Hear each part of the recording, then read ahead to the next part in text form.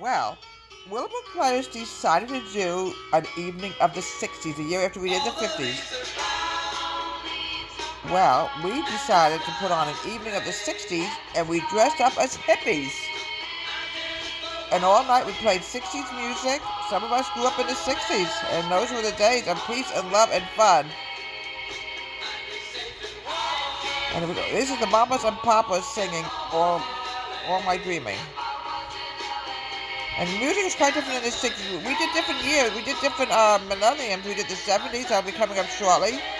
We even did the 40s. We'll get to that. I believe we already did the 20s. We have an eating of different decades that we really enjoy doing, you know.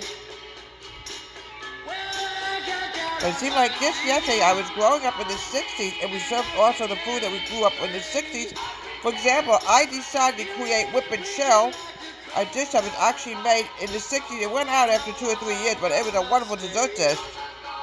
And I remember growing up, I was in grade school in the 60s.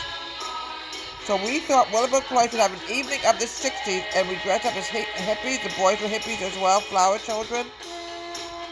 So here we have from Willowbrook Players from Deborah Wade's Theater, the night of the 60s.